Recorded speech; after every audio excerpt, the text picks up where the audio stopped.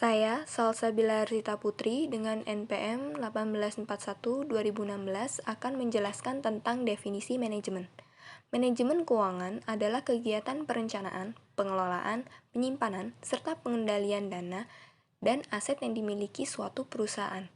Pengelolaan keuangan harus direncanakan dengan matang agar tidak timbul masalah di kemudian hari.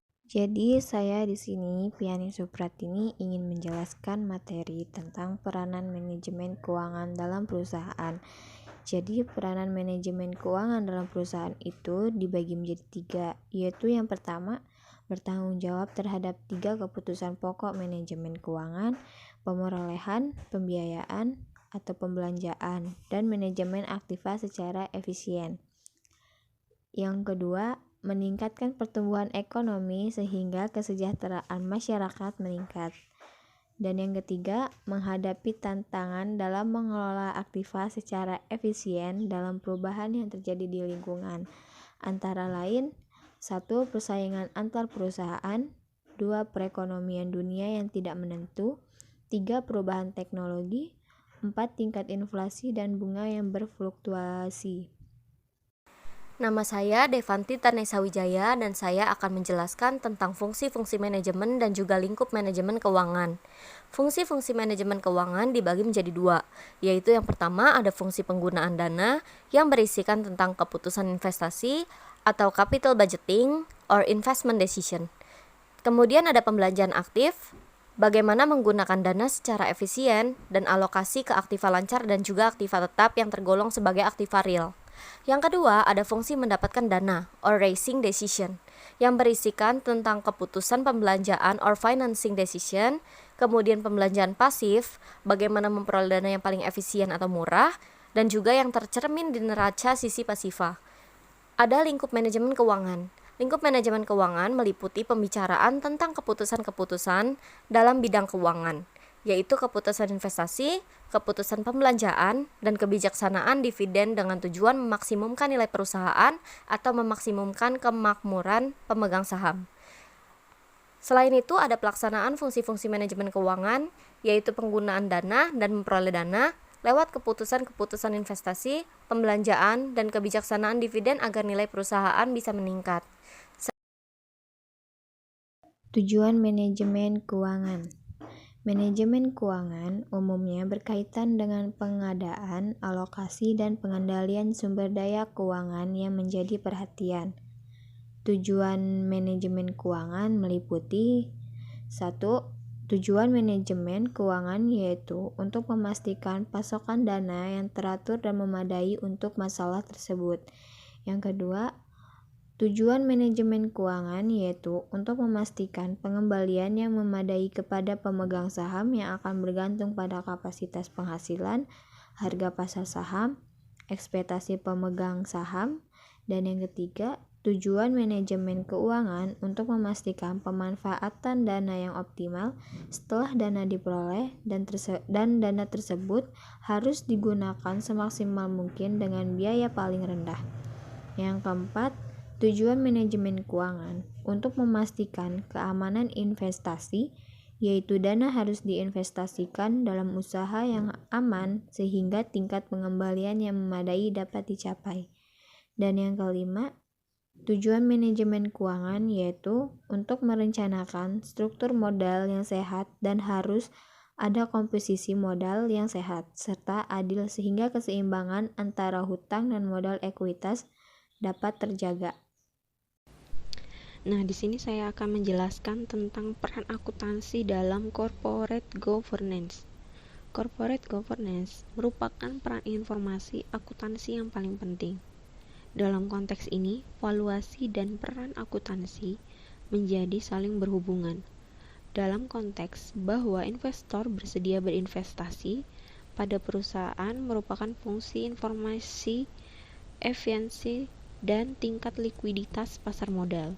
Sehingga penelitian akuntansi yang berbasis pasar modal dan memfokuskan pengguna informasi akuntansi dalam penilaian surat-surat berharga merupakan implikasi pada isu corporate governance. Nah, selanjutnya ada prinsip-prinsip dasar akuntansi.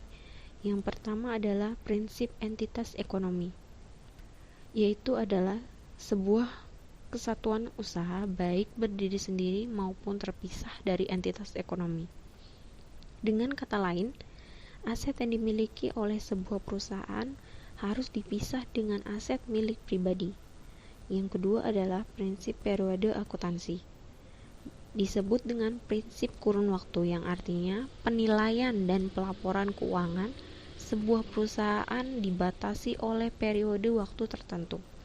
Hal ini bertujuan agar laporan keuangan yang dihasilkan mudah untuk diketahui dan terukur dengan lebih baik.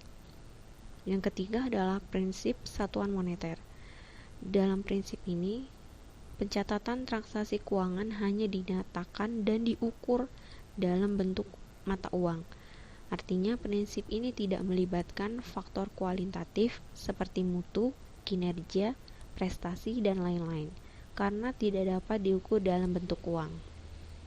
Yang ketiga adalah prinsip berkesinambungan usaha, yaitu adalah sebuah usaha yang akan berjalan secara berkonsisten dan berkesinambungan tanpa adanya pemberhentian usaha, kecuali jika usaha atau bisnis tersebut mempunyai masalah yang bisa menyebabkan pemberhentian bisnis. Yang kelima adalah prinsip biaya historis. Prinsip biaya historis mempunyai makna jika pencatatan transaksi keuangan atas sebuah barang sudah didapatkan oleh perusahaan tersebut, maka pencatatan keuangan berdasarkan pada berbagai biaya yang dikeluarkan untuk mendapatkan barang tersebut. Saya, Hani Septiani, akan menjelaskan tentang prinsip-prinsip dasar akuntansi. Yang pertama ada prinsip entitas ekonomi. Berdasarkan prinsip ini, sebuah perusahaan diartikan sebagai sebuah kesatuan usaha, baik berdiri sendiri maupun terpisah dari entitas ekonomi. Dengan kata lain, aset yang dimiliki oleh sebuah perusahaan harus dipisah dengan aset milik pribadi. Dengan begitu, pencatatan transaksi keuangan juga harus dibedakan antara pencatatan milik pribadi dan perusahaan. Dan yang kedua, prinsip periode akuntansi. Salah satu prinsip dasar akuntansi ini juga disebut dengan prinsip kurun waktu. Artinya, penilaian dan pelaporan keuangan sebuah perusahaan dibatasi oleh periode waktu tertentu. Hal ini bertujuan agar laporan keuangan yang dihasilkan mudah untuk diketahui dan terukur dengan lebih baik. Yang ketiga, ada prinsip satuan moneter. Dalam prinsip ini, pencatatan transaksi keuangan hanya dinyatakan dan diukur dalam bentuk mata uang. Artinya, prinsip ini tidak melibatkan faktor kualitatif seperti mutu, kinerja, prestasi, dan lain-lain, karena tidak dapat diukur dalam bentuk uang. Yang keempat, ada prinsip kesinambungan usaha. Definisi ini dari prinsip ini adalah sebuah usaha akan berjalan secara konsisten dan berkesinambungan tanpa adanya pemberhentian usaha, kecuali jika usaha atau bisnis tersebut mempunyai masalah yang bisa menyebabkan pemberhentian bisnis. Yang kelima, ada prinsip biaya historis. Prinsip biaya historis mempunyai makna jika pencatatan transaksi keuangan adalah atas sebuah barang sudah didapatkan oleh sebuah perusahaan, maka pencatatan keuangannya berdasarkan pada berbagai biaya yang dikeluarkan untuk mendapatkan barang tersebut.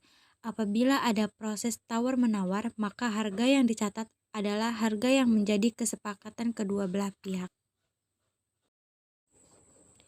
Etika profesi lainnya, yaitu ada prinsip etika profesi. Pada dasarnya, etika profesi ini memiliki beberapa prinsip yang cukup penting, di mana prinsip tersebut harus tetap diutamakan dalam melaksanakan hal tersebut.